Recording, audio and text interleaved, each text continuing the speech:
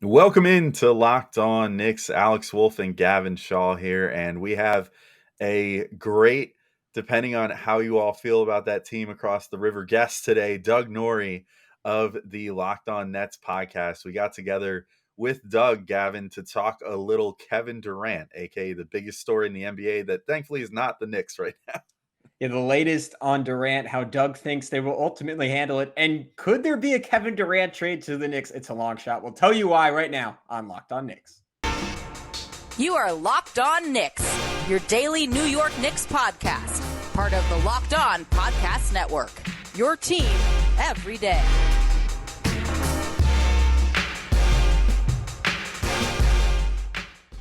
All right, welcome in to Locked On Knicks. We want to thank you guys for making Locked On Knicks your first listen today and every day, whether you're checking us out on your favorite podcast platform or taking in the sights and sounds on YouTube. We appreciate you guys making us a part of your daily routine.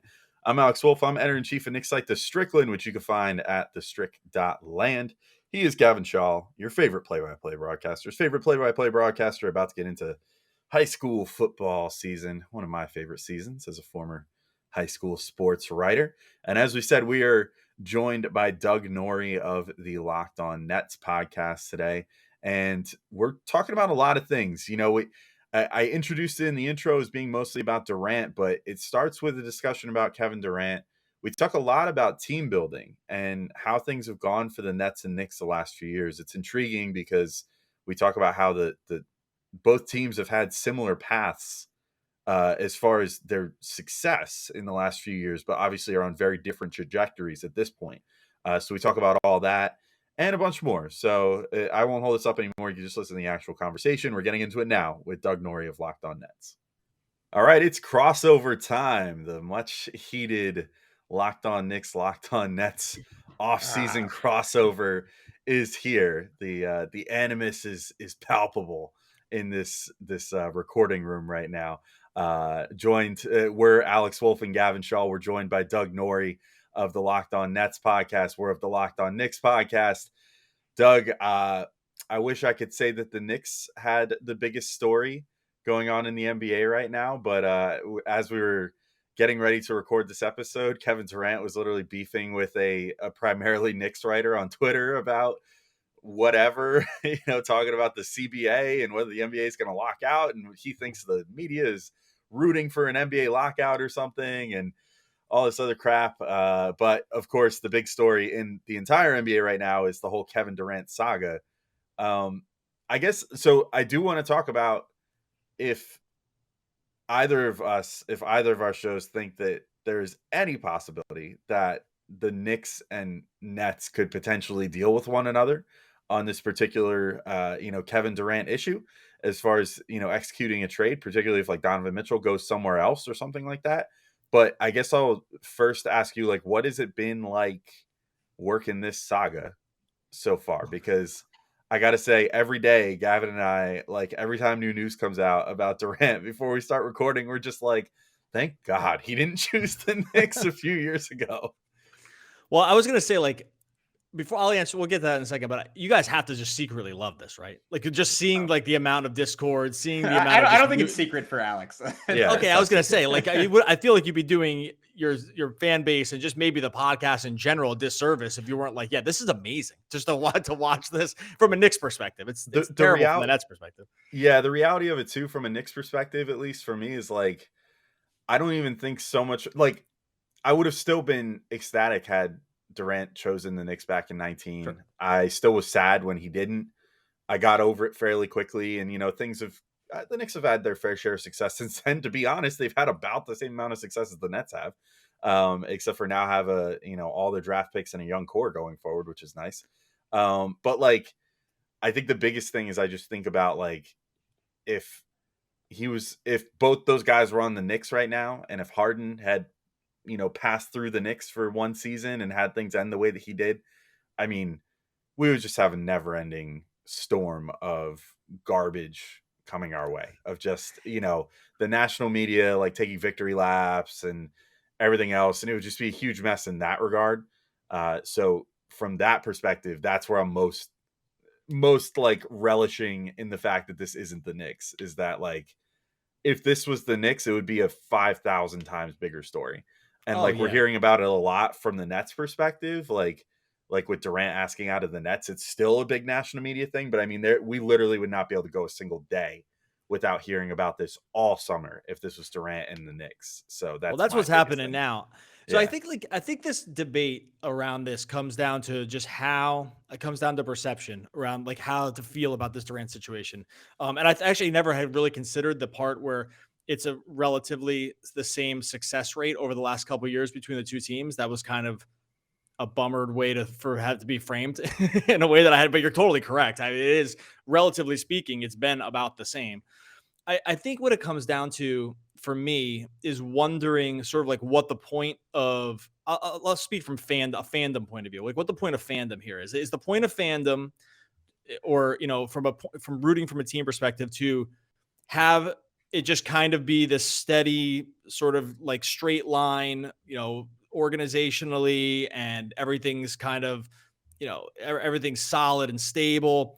And there's like a peak which you can reach with that, and you can do a really good job. But in the end, it's very difficult to win the NBA. Or is it not? And these things aren't mutually exclusive. You can do both things, but at the same time. Or in this case, with a guy like Kevin Durant and Kyrie or whatever, is it better to just swing huge and then burn out hard and bright, basically, which is what's happening now? It's like, because they took a huge swing. It was what they had to do in terms of, where they just were draft pick wise, asset wise. Like, they had the ability to do it. I think you signed Kevin Durant 11 times out of 10. I don't think it's that much of a question, but it actually has raised, which I think you're maybe getting at a little bit, is like raised really interesting conversations of like, hey, what are we doing here? Like, is this the point? Is the point to have it be super relevant and then just a total disaster, with the idea that you might win a championship? Because the one difference between these two teams over the last couple of years is the Knicks are not in that conversation, right? Like, they're not in that conversation at all. It's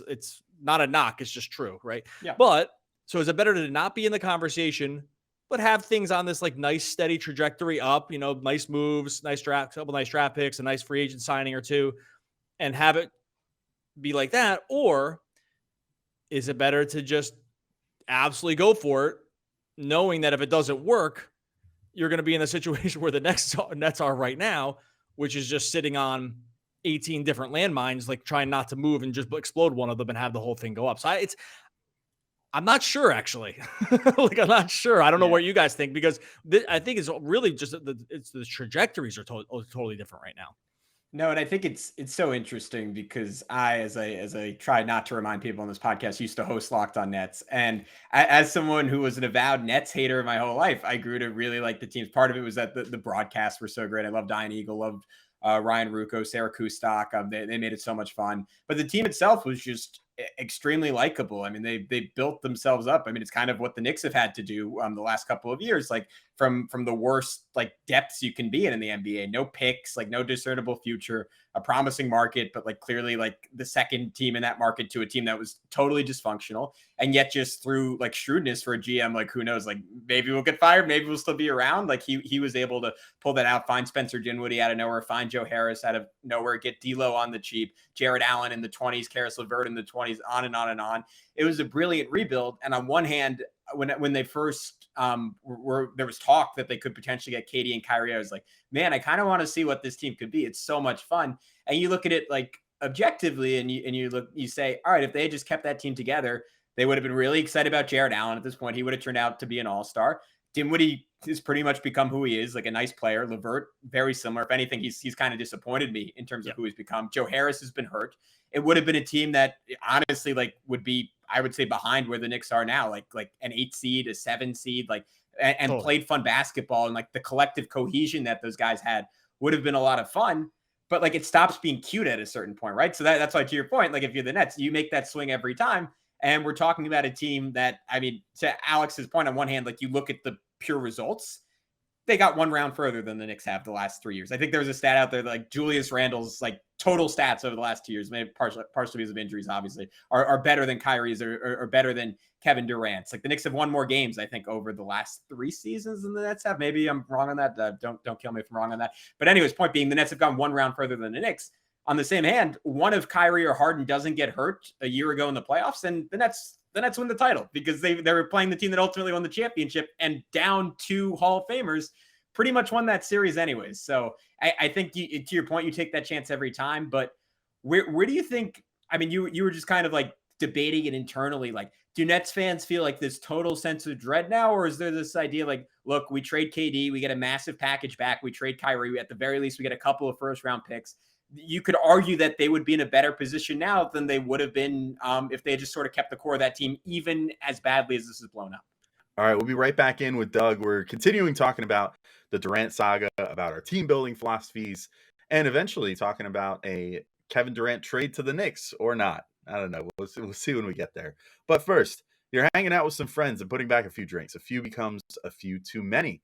And as the evening comes to an end and people start to head out, you think of calling for a ride. Nah, you live nearby. You can make it home okay. It's no big deal. What are the odds you get pulled over anyway? And even so, what's the worst that could happen? Your insurance goes up. You lose your license, you lose your job, you total your car, you kill someone. That all sounds pretty bad.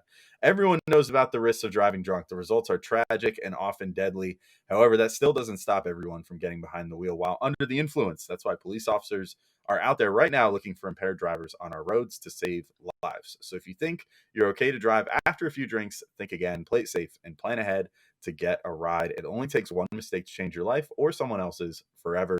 Drive sober or get pulled over. Yeah, I mean, I really don't play any revisionist history here. I was fans of all those moves at the time. I still am. It did not work out, but like process wise, you do that every time. You trade Karis LeVert and Jared Allen for James Harden for 2 years of James Harden. It's like, I know they didn't get 2 years of him, but they should have in theory, right? So you do that and the draft picks. I think you do it every time. The ceiling is just too high. You have a chance. One out of every 30 teams can win it every year. And if that's the goal, then there's really actually no debate about it at all. Anyone that puts it up as a debate, at least with Nets world, I really, really push back against. In terms of like where they are now, I'm still, our listeners are going to drive me nuts with this one, but like, I still think short of Kevin Durant, like the part where you just assume they trade him is still nuts to me. Like I would still at least entertain the idea of it's like if it's Durant or Marks or Nash, like having real internal discussions about whether those other two guys go because you have Kevin Durant under contract. If that really is what it is, I don't think that's really what it is. I think there's more to it. So I think that there's like another piece of it, but I do think that gets dismissed a little too early sometimes. Is like, yeah, I know that no one ever wants to cave to the player. No one ever wants to make it so the organization looks dysfunctional, whatever. They're already dysfunctional. Like that ship has sailed. They're not going to, no more function is coming in the building once they trade Durant. Like it's already completely dysfunctional. So at that point, just keep the player. In terms of like how they would be better or where they would be in a better spot, I still can't really get behind that because it's Durant and there just are so many years left on the contract. And he is just the kind of ceiling player that you need to win championships or at least compete for championships. Doug, just to be clear, I'm saying they could be in a better spot now than they would have been if they'd never signed KD after trading him. I think they're clearly in a better spot if they keep Durant. Yeah. Oh, sorry. Okay. Oh, you're going back. So you go back to the D'Lo age. Yeah. They'll still be better than that. Sorry to go long-winded on the question that you didn't ask, but I think they're still clearly in a better spot. They were always moving on that trajectory and Marks was really good at this piece, right? It's like, and to some degree, like the Knicks have kind of done a little of the same thing, which is like figuring out how to package together other pieces to bring in slightly better stuff marginally on the uptick. Like they've been doing this for years. The Knicks seem like they're doing this now. Yes, they would have still been in a better spot because I think they still understood that those other guys were basically overrated. Like D'Angelo Russell was, for what he got paid, is overrated, right? Like Karis LeVert is really overrated. I like all these guys. Like it's not that. It's just for what they got paid, they're all way overpaid. So yeah, no, they're still going to be in a better spot. It's just like now it's at what cost? Like the cost has been such a price now in terms of loyalty and fandom and culture, which I hate using, but I actually have a question for you on this. Like, so everyone uses culture. I'm sure they're going to start using it a lot with Knicks now too, because Knicks have like made a lot of good moves, right? So, my take on culture, and this is where the Knicks have it maybe, is that culture only means that you slightly exceeded your expectations for what everyone thought you were going to do.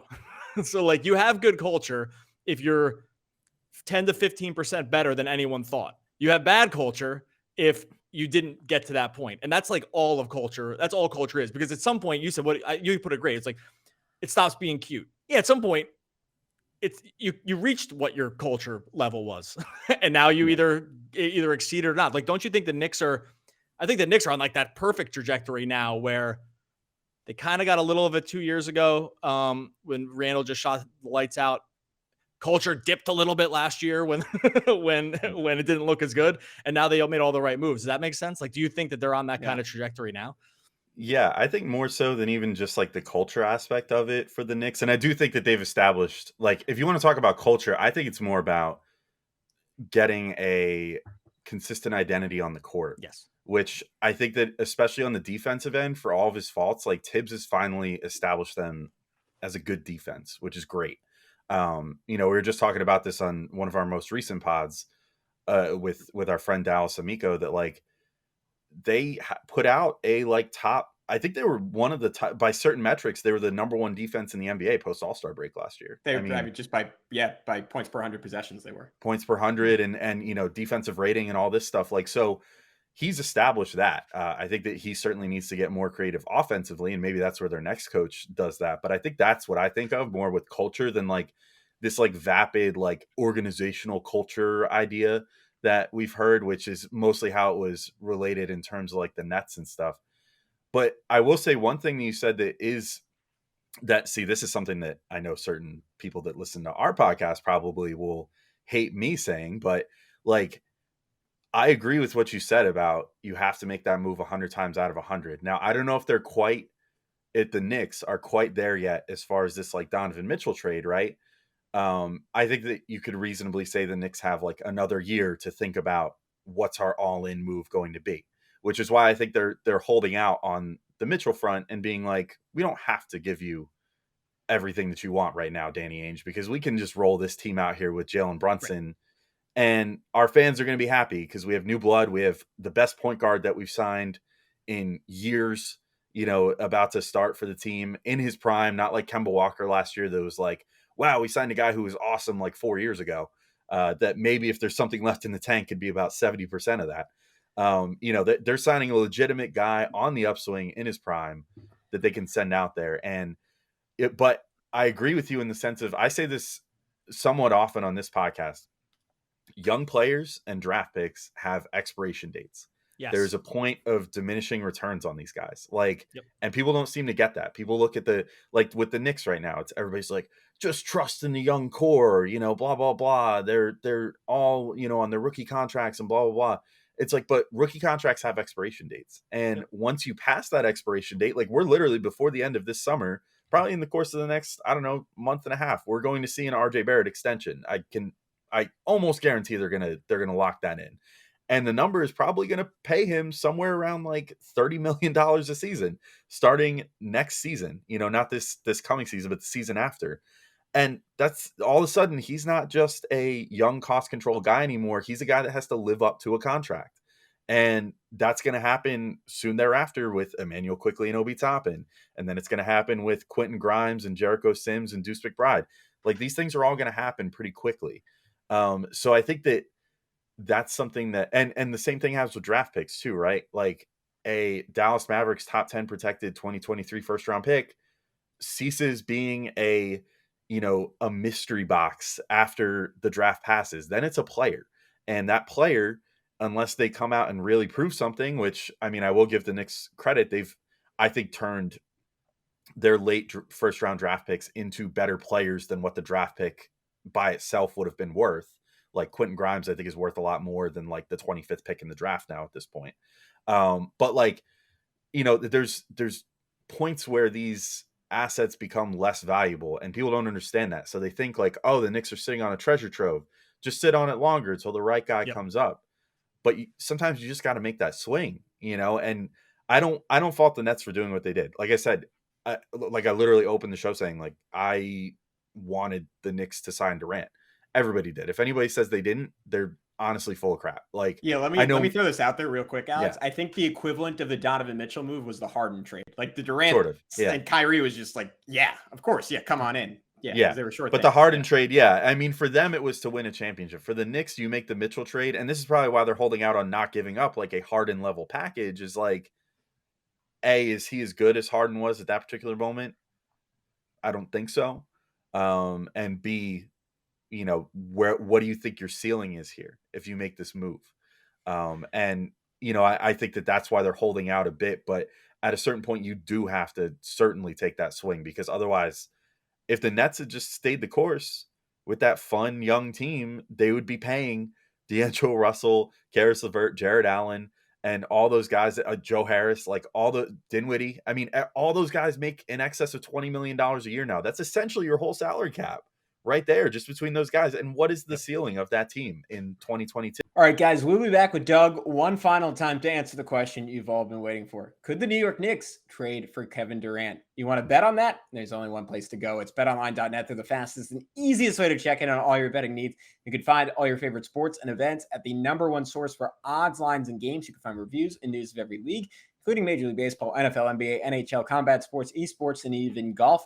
BetOnline continues to be the top online resource for all your sports wagering info, from live and game betting, scores, and podcasts. They have you covered, and they have you covered for the latest Kevin Durant odds. So Durant's next team, if not the Nets, the Celtics, are still the favorite on BetOnline at -175. The Phoenix Suns are next at +350. You got to scroll way down for the New York Knicks, +1600. But you'll find out in just a second if that's a good idea. But first, head to BetOnline today or use your mobile device to learn more about the action happening today. BetOnline, where the game starts. And then you're just in the wilderness. Yeah, then you're just like kind of in the wilderness and you're kind of treading water. And Gavin, you said it too, like it stops being cute after a while. I had a friend text me the other day and he was totally right. He said the #1 way for a GM to retain job security for a long term is just compile draft picks, because then the future can always be there, right? Like the future can always be right down the doorstep. And maybe by the time we're done with this podcast, they unload it, because I saw Shams just said the Knicks and the Jazz are re-engaged in trade talks around Donovan Mitchell. So that just came up across the wire during the podcast as we were doing it. So maybe by the end, it's all some of this is moot. No, I think at like some point, right? Like this is what people fail to understand, because people, it's like going back, it's like looking at a past relationship, man, woman, whatever you were like later when you're in a crappy relationship then, and you think back, oh, that was so great. It's like, dude, there was a reason you got out of that. There was a reason before this one, you left that other one. It was because there was like not as much upside. It wasn't totally there. This is what fans sometimes fail to sort of grasp onto, is that, yeah, that was okay. It was never going to be great. And at some point it was going to be the opposite of great. It was going to be massively disappointing, because you were no longer like, look at the Hawks last year. It's like, hey, great little run. Guess what? Now they stink. Same exact team. They don't really stink, but you know what I mean? Like same exact team. Expectations were higher. Doesn't look as great anymore. Not plucky upstart. At some point you stop becoming the plucky upstart. I think the Nets just fast forwarded that timeline in a way that always seemed correct, but is just playing out in a way, which is when you take big swings, as anyone that watches like Joey Gallo, like when you take big swings, sometimes it's going to look really great, and then sometimes it's going to look horrendous. And this is, I just think it's like philosophically, I think you're totally right though. At some point, the Knicks are going to have to do it. I will say, because it's very hard to win the championship and only one team gets to do it every single year, and the players that you basically need to do it are so few and far between, because there's really only like 6 of them or something like that you basically need on your team. Giannis, KD, LeBron, like the Curry. The list is pretty darn short. RJ Barrett, right? Obviously, Alec Burks, but they traded him away. Yeah. So like at some point it's just also cool to be good and super and engaging, and like Mitchell would make you a lot better. So I think there's still a real case, especially if you're like, hey, we're just going to kind of own New York again for a long time, and we're just going to be good, and maybe one year we'll sneak into like the conference, finals or something like that. I think I can see a pretty strong case for that, because like those other guys don't come available all the time. I don't think they have what it takes to get Durant now, to go back all the way back to the beginning, which was the original question. But I think there's a case for it. And I totally get the part where, at some point, the worst place you can be, I think this is what you were saying, Alex, like the worst place you can be as an organization is overpaying like 4 guys. If you're overpaying 4 guys that are your 4 best players, your team is going to be a massive disappointment. And I think that's what most teams want to avoid, is that exact thing. It's like you get married to your own dudes, you overpay them. They're just not as good because at some point, everyone in the NBA that's good gets overpaid, except for the very top guys. Because, just the way just the way the contracts are. If you're good, you get overpaid. And then there's those other guys that just are underpaid, like LeBron, KD, Giannis. Like those guys don't get paid enough because of the cap and just because of the rules. But at some point, you overpay those guys, and then everyone it's just not that much fun anymore. So I don't know. Nets fans are I kind of like what the Knicks have done.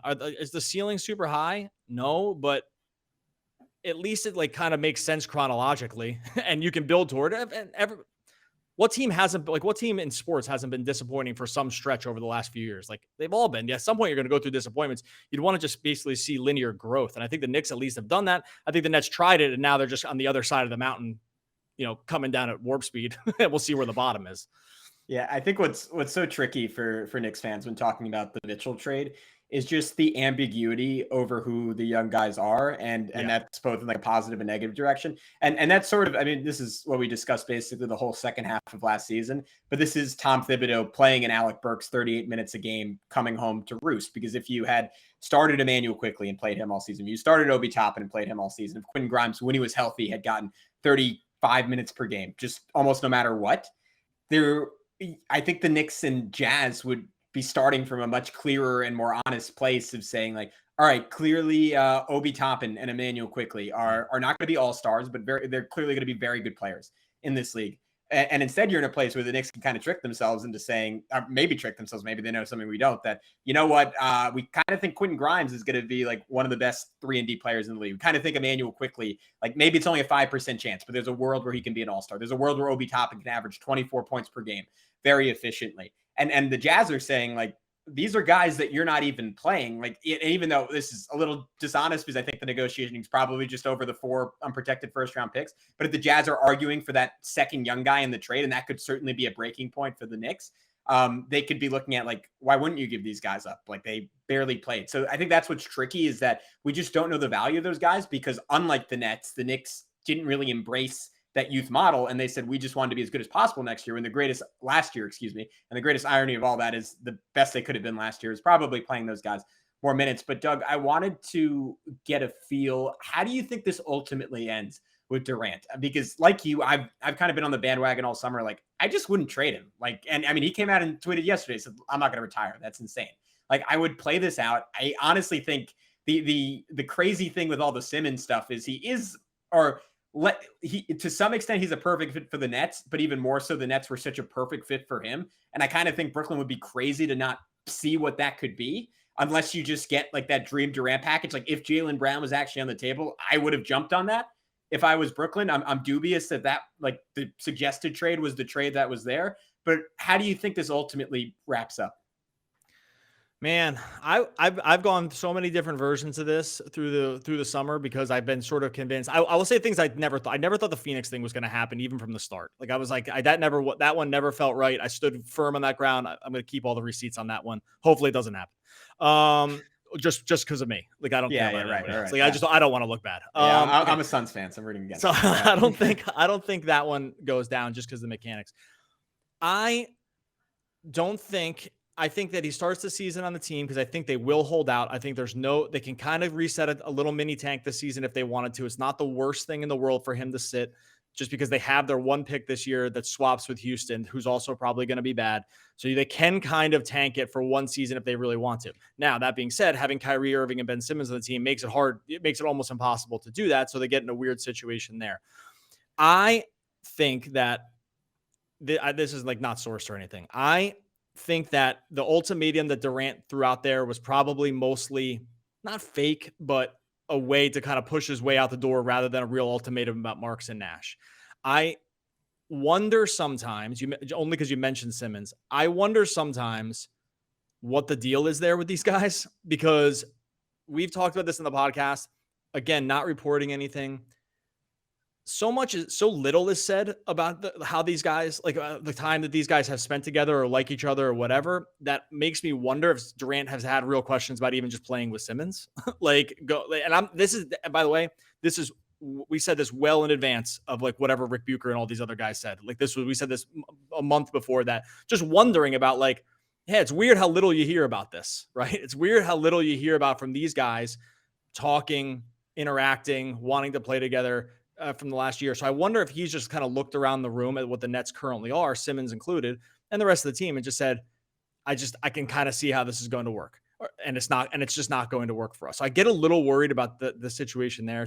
I think that what's going to happen is he is ultimately going to, they're not going to trade him because they're not going to get a package. They're going to go into the season and they're going to do the Sixers and Simmons thing last year, which is like, he probably sits out. He's already got paid because the contract, the first round of the contract came once, and he's going to get the second one prior to the season starts. So it's not going to be a money thing. I think he ends up sitting a little bit, and then wait to see how the NBA landscape unfolds for the first little bit of the season and see if there's another team that can now talk themselves into it. Because we know that, one thing we know about the NBA is whatever you think is the case now around teams, it doesn't take long to change. Case in point, the Nets last year, when they went in as the favorites, and by the trade deadline, we got hit by 400 pounds of shrapnel and Harden's out the door, and it's for Ben Simmons. Like, life comes at you really fast here. So the part where there will be, it might not be more teams, but there will be different teams that will probably start talking themselves into the Durant thing. Maybe a young player looks better at that point. Like there's, like you said with the Knicks, like maybe your young players that we don't think are valuable now do look more valuable now, right? Like, because you have, so many things change. So my ultimate guess is goes into the season, sits out. We've seen him multiple times. Like you mentioned the Twitter thing with Tommy at the beginning of this podcast, right? It's like the dude is very comfortable with who he is. Like, he does not care. Like that. I think we can clearly say that now. He does not. There's no narrative around him that he doesn't care to like clap back at, right? So I don't think if he felt comfortable sitting, he would have any problem doing it. The part where like, oh, Kevin Durant will never do it because he's a player. Like, dude, Kevin Durant asked for a trade. No one ever thought he was going to do that. So we can't prescribe previous actions on the future things that this guy's going to do. I think he goes into the season. He does not play. And they kind of wait to see how the rest of the landscape unfolds, feeling comfortable about maybe reclamating some of Simmons's value. Maybe Kyrie looks a little more enticing to a Lakers team or something like that. Like, I don't know. I don't think the trade's going to happen. And I don't think he puts a Nets uniform on again. Yeah, I sort of feel the same way. That Twitter exchange with Tommy Beer that we've referenced a couple times has been pretty telling today, because it seemed like Durant was really going to bat for the idea of like, so what if I sit? Other players do it, and teams are sitting healthy players during the season to tank and blah, blah, blah. Like, why isn't that a big deal? And it's like, yeah, I mean, we rag on that all the time on this show about like that's why we think, if things don't work out with Donovan Mitchell, maybe Shai Gilgeous-Alexander is the next guy to shake loose, because how many guys want to be in their mid-20s in their prime as a superstar being sat so their team could tank, for half the year. Like season 4 of a tank or whatever. Yeah, exactly. Right? Like whatever.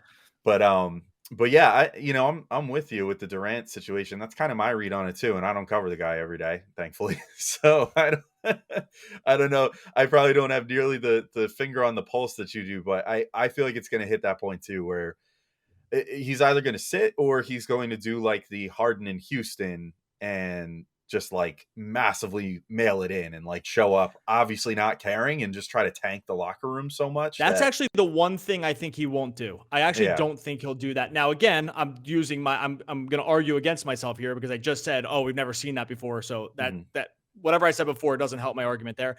I actually don't think he would do that, because I think the one thing we have seen is that he has tons of pride. It's just not the way fans want that pride to sometimes go, right? Like sometimes fans want that pride to be whatever uniform or whatever laundry you're wearing at the moment. That's what you're most prideful about. I think he has a pretty good track record of saying that actually piece doesn't seem to matter to him too much, right? Mm-hmm. Like, because he's going to just go wherever he feels like he wants to go. And he's done that now.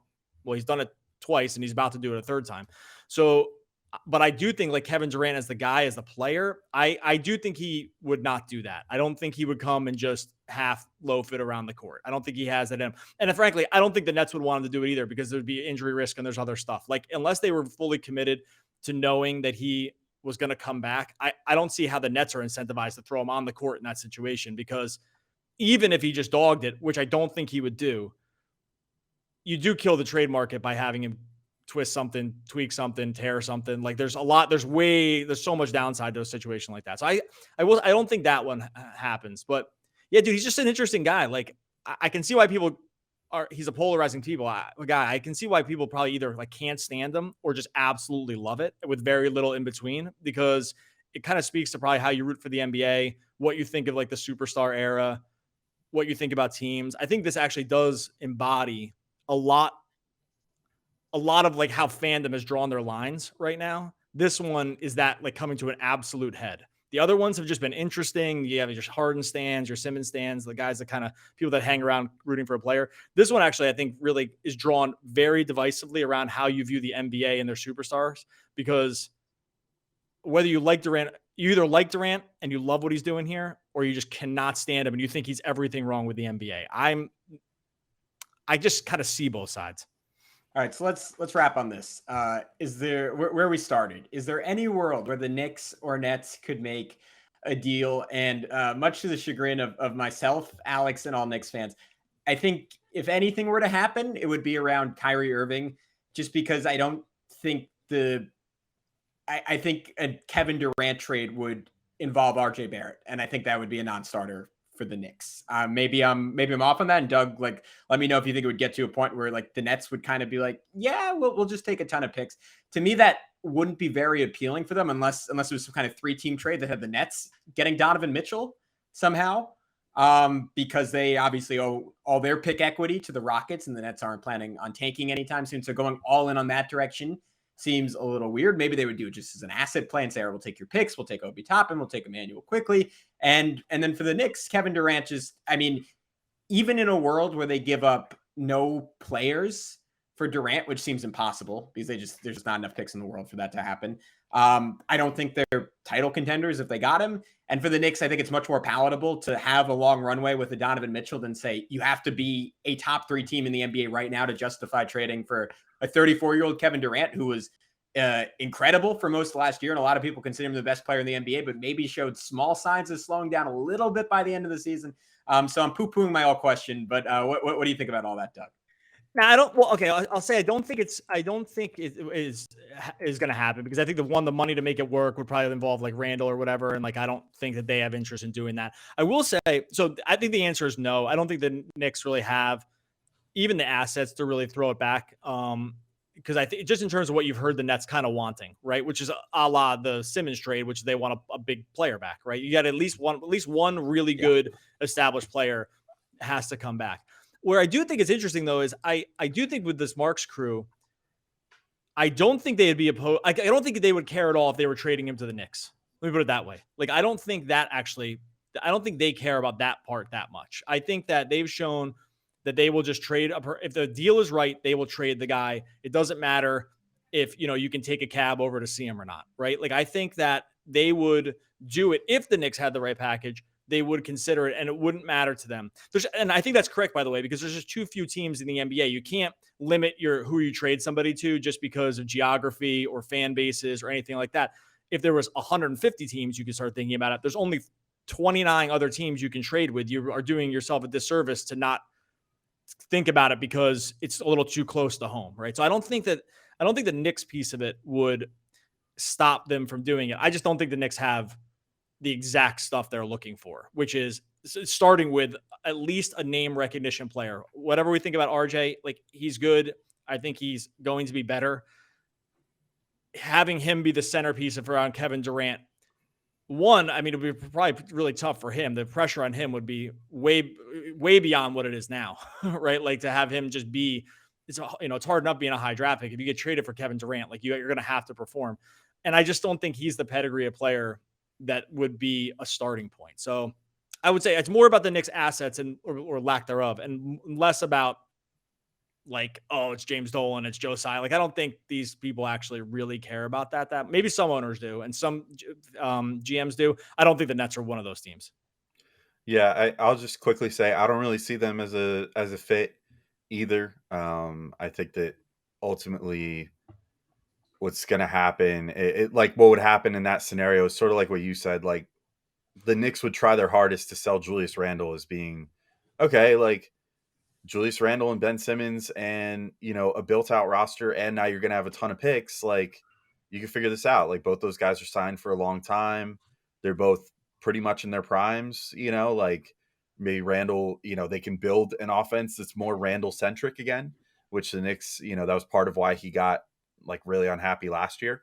But that is like a 2010 and 5 player that then, the Nets could sell to the fan base is like, hey, look, semi reclamation project, but as long as we get his head straight, like Randall's a pretty darn good player.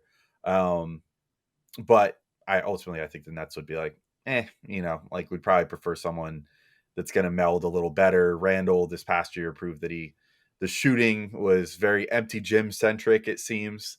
And so the shooting isn't as much a thing as we thought it was, which then complicates things when you're pairing him with maybe the single worst shooting player in the NBA in Ben Simmons, especially given the position he plays and the expectations that come along with being a lead ball handler in the NBA these days. So not great in that regard. So that would be a huge sticking point.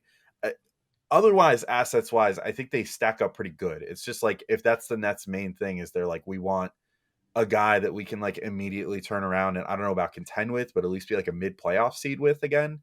I don't know if the Knicks can necessarily do that.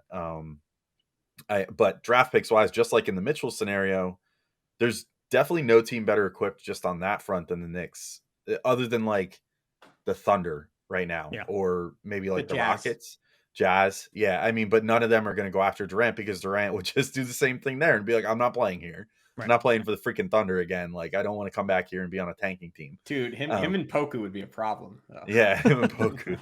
No, now we can skinny talk about team him for sure. Yeah, him, Chet, Poku, Shea, the all skinny lineup. Yeah. But anyway, yeah, that's where I'm at too. So I'm with you, Doug and Gavin. I just don't really think there's a deal to be made here. I do think maybe the only thing that maybe makes this a little more interesting is if Donovan Mitchell gets traded somewhere other than the Knicks and sets a market, and it's something that's palatable for the Knicks, and the Nets finally just cave and say, all right, well, we thought we were going to be the first domino, but here's the actual domino that we got to follow here. And we'll take a deal similar to the Mitchell trade if the Knicks would then turn around and trade for him.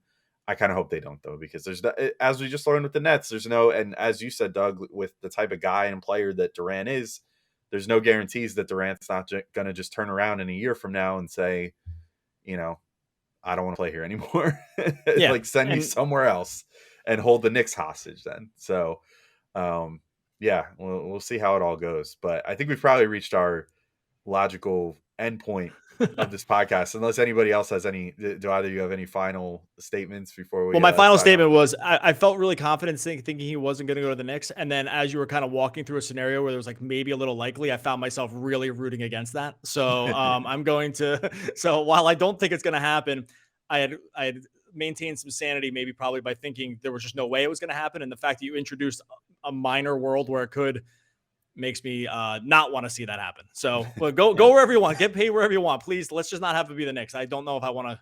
That's talk about that. I don't want to talk about that for like a few months. That feels like not what I want to do.